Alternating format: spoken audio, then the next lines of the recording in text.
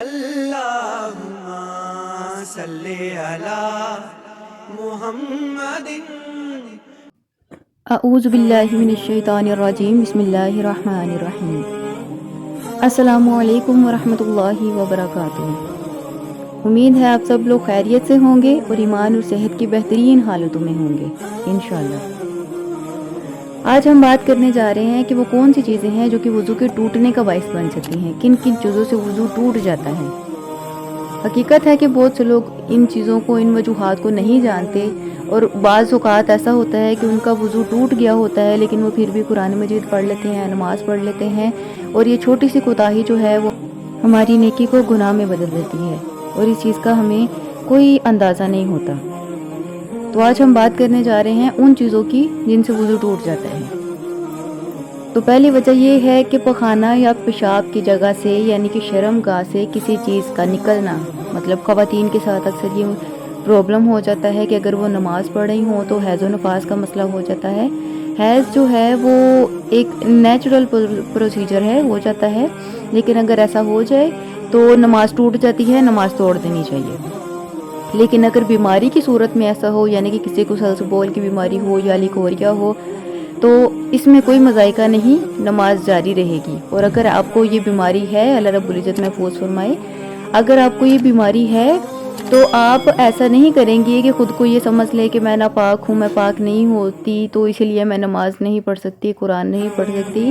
اللہ رب العزت جانتے ہیں کہ آپ کو کیا عذر ہے، لہٰذا اللہ رب العزت پھر آپ کی یہ جو بیماری ہے اس کو نظر انداز کر کے آپ کی عبادات قبول فرما لیتے ہیں.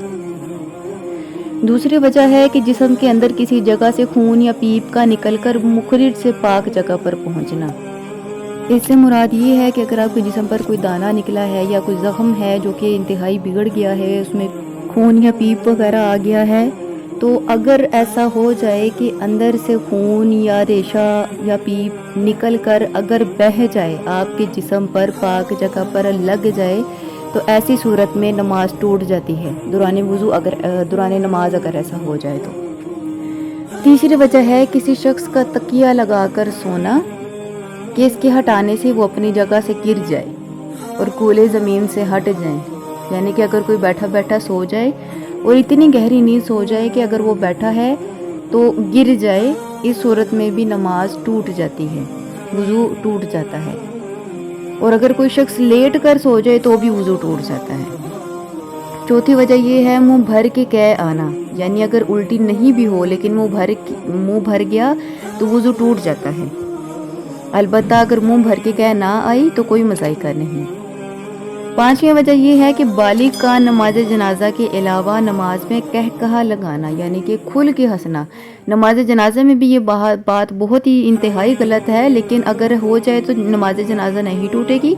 اگر آپ فرض نماز پڑھ رہے ہیں اور اس میں قہقہہ لگائیں تو اس سے وضو اور نماز ٹوٹ جاتی ہیں. البتہ اگر آپ مسکرا لیں، قہقہہ نہ لگے تو وضو نہیں ٹوٹتا. چھٹی وجہ یہ ہے کہ بے ہوشی. اگر کوئی بے ہوش ہو جائے یا کسی کو کسی قسم کی کوئی بیماری ہو تو ایسی صورت میں بھی وضو ٹوٹ جاتا ہے. ساتویں وجہ یہ ہے مباشرت فاحشہ. مثلاً ہوس پرستی میں کسی غیر محرم عورت کو چھونا، بدنیت سے چھونا وغیرہ مباشرت فاحشہ کے زمرے میں آتا ہے. آٹھویں وجہ یہ ہے جنون طاری ہونا، یعنی پاگل پن کا دورہ پڑنا یا مرگی کا دورہ پڑنا، یہ اس زمرے میں آ جاتا ہے. نویں وجہ یہ ہے کہ معذور کا وضو جس نماز کے لیے کیا گیا تھا اس کا وقت نکل جانے سے وضو ٹوٹ جاتا ہے. یعنی کہ معذور شخص ایک نماز ایک وضو کے ساتھ ہی پڑھے گا، ایک وضو کے ساتھ دو نمازیں نہیں پڑھ سکتا. اگر آپ کو ویڈیو اچھی لگی تو ویڈیو کو لائک کریں، چینل کو سبسکرائب کریں تاکہ آگے آنے والی اچھی ویڈیوز آپ تک پہنچ سکیں. اللہ رب العزت آپ کا حامی و ناصر ہو. جزاک اللہ خیر.